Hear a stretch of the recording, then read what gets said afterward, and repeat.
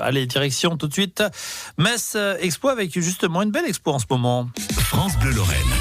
Écoutez, on est bien ensemble. Jusqu'à 19h, France Bleu. Raphaël Marcellia.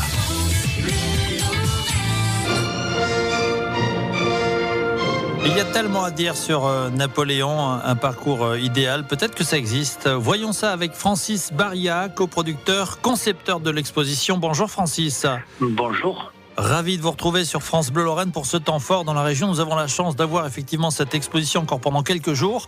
Jusqu'à la fin de cette semaine, découverte d'une légende, exposition Napoléon, Centre Foire et Congrès de Metz Métropole. Alors, le parcours idéal, selon moi, et selon vous d'ailleurs, Francis aussi, ce serait finalement le parcours enfant. C'est un peu le parcours idéal pour découvrir de façon ludique, on va dire, Napoléon. Après, si on veut creuser plus, évidemment, il y aura de quoi faire. Mais ça me paraît un parcours idéal. Qu'est-ce que vous en pensez, Francis ? Tout à fait.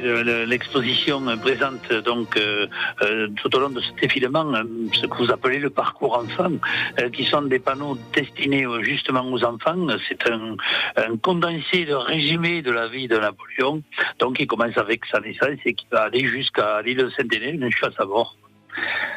Alors c'est en 700 pièces, 30 vitrines, 300 objets, gravures. On peut dire effectivement qu'on connaît beaucoup de sa vie, ça c'est clair. Mais alors là, c'est un homme de communication et ça se traduit assez bien avec ses gravures justement.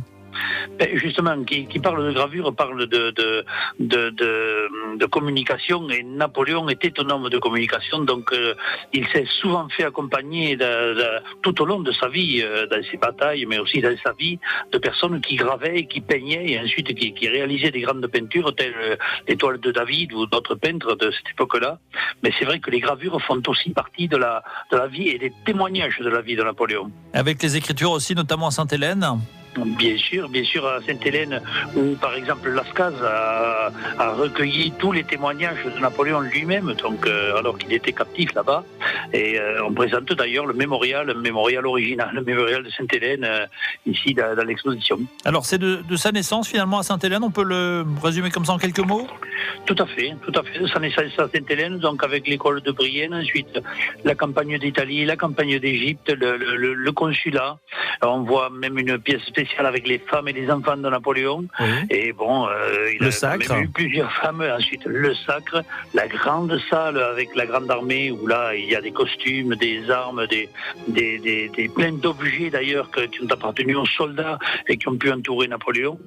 Et ensuite, la chute, l'exil, le premier exil sur l'île d'Elbe, et ensuite l'exil final sur l'île de Sainte-Hélène, où Napoléon décédera. Alors Francis Baria, c'est jusqu'à dimanche, cette exposition, c'est à Metz, je l'ai dit, au Centre Foire et Congrès à Metz Métropole, sur une musique d'ailleurs, vous l'avez peut-être reconnue, de Beethoven, dédiée d'ailleurs à Bonaparte, donc symphonie héroïque, c'est la numéro 3, ouais.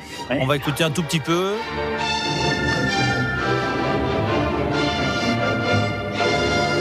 Là, tout à l'heure, je vous ai volontairement emmené sur le terrain le parcours des enfants, mais évidemment, si on veut creuser un peu plus, pour ceux qui sont déjà un peu plus aguerris, il y a de quoi faire aussi. Bien sûr, il y a ensuite les explications beaucoup plus approfondies, sachant que l'expo veut parler de l'ensemble de la vie de Napoléon, donc reste quand même généraliste et abordable à tous.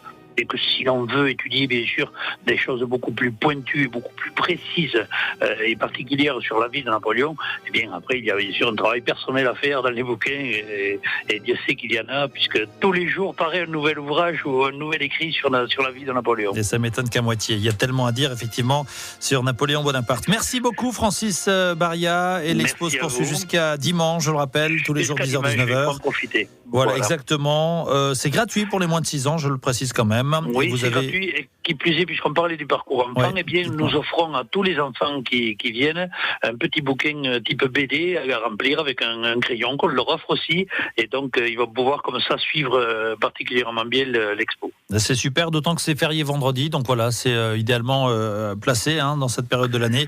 Expo napoléon.fr si on veut quelques détails, metz-expo.com si on va revenir sur cette exposition de légende. Merci beaucoup Francis Baria. Merci, au revoir.